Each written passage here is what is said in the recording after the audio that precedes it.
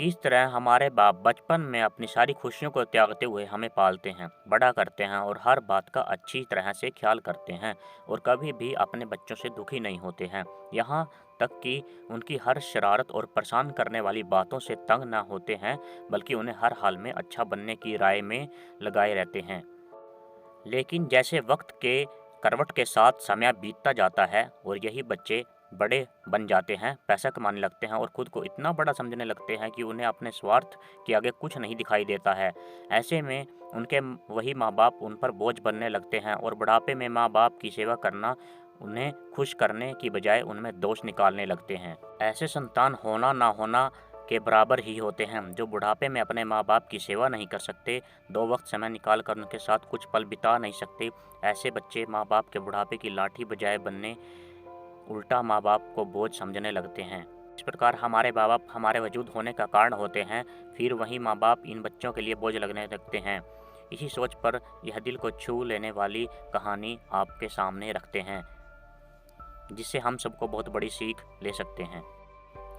एक 80 वर्षीय व्यक्ति अपने 45 वर्षीय उच्च शिक्षित बेटे के साथ अपने घर में सोफे पर बैठा था। अचानक उनकी खिड़की पर एक कौवा बैठ गया। पिता ने अपने बेटे से पूछा, यह क्या है? बेटा ने जवाब दिया, यह कौवा है। कुछ मिनटों बाद पिता ने अपने बेटे से दूसरी बार पूछा, यह क्या है? बेटे ने कहा, पिता मैंने आपको यह कहा एक कौवा है, अभी कहा है। थोड़ी देर बाद बूढ़े पिता ने फिर से अपने बेटे से कहा, तीसरी बार पूछा, यह क्या है? इस समय बेटे के स्वर में कुछ जलन महसूस हुई। तब उसने अपने पिता से झुंझुलाते हुए बोला, यह एक कौवा है, एक कौवा है। थोड़ी देर बाद पिता ने फिर से अपने बेटे से चौथी बार पूछा, यह क्या है? इस बार बेटे ने अपने पिता पर चिल्लाया, आप मुझसे बार बार एक ही सवाल क्यों पूछते हो? हालांकि मैंने आपको कई बार बता चुका हूँ कि यह एक कौवा है, क्या आप इसे समझ नहीं पा रहे हैं? थोड़ी देर बाद पिता अपने कमरे में गए एक पुरानी डायरी लेकर वापस आए, जिसे उन्हें अपने बेटे के जन्म के बाद से बनाए रखा था। एक पेज खोलने पर उन्होंने अपने बेटा को उस पेज पर पढ़ने के लिए कहा। जब बेटे ने इसे पढ़ा तो निम्नलिखित शब्द डायरी में लिखे हुए थे, आज मेरा 3 साल का बेटा सोफे पर मेरे साथ बैठा था। जब खिड़की पर एक कौवा बैठा था, मेरे बेटे ने मुझसे 23 बार पूछा कि यह क्या है, और मैंने उसे 23 बार जवाब दिया कि यह कौवा था। मैंने उसे हर बार प्यार से गले लगाया और उसने मुझे 23 बार फिर से वही सवाल पूछा। मुझसे इस बात से बिल्कुल भी चिढ़ नहीं हुई कि मैंने अपने मासूम बच्चे के लिए प्यार महसूस किया है, जबकि छोटे बच्चे ने उससे 23 बार पूछा, यह क्या है? पिता को 23 बार पूरे सवाल का जवाब देने में कोई जलन महसूस नहीं हुई, और आज जब पिता ने अपने बेटे से सिर्फ 4 बार यह सवाल पूछा तो बेटे की चिढ़ और गुस्सा महसूस हुआ।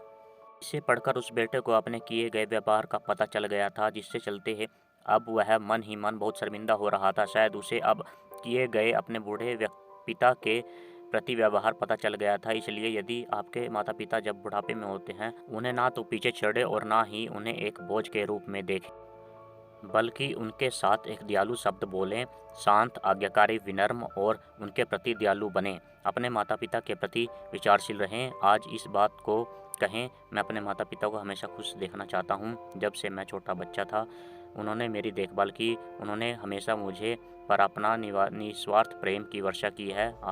उन्होंने आज समाज में मुझे एक व्यक्ति के रूप में प्रस्तुत करने के लिए तूफान और गर्मी को भी बिना देखे सभी पहाड़ों और घाटियों को पार किया। भगवान से प्रार्थना करें, मैं अपने बूढ़े माता पिता को सर्वोत्तम तरीके से सेवा करूंगा।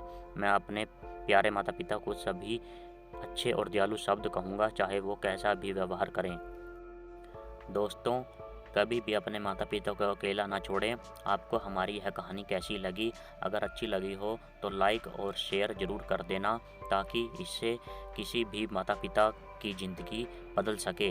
ऐसी ही अमेजिंग कहानियाँ देखने के लिए हमारे चैनल को लाइक, शेयर और सब्सक्राइब करें। मिलते हैं अगले वीडियो में। जय हिंद, जय भारत।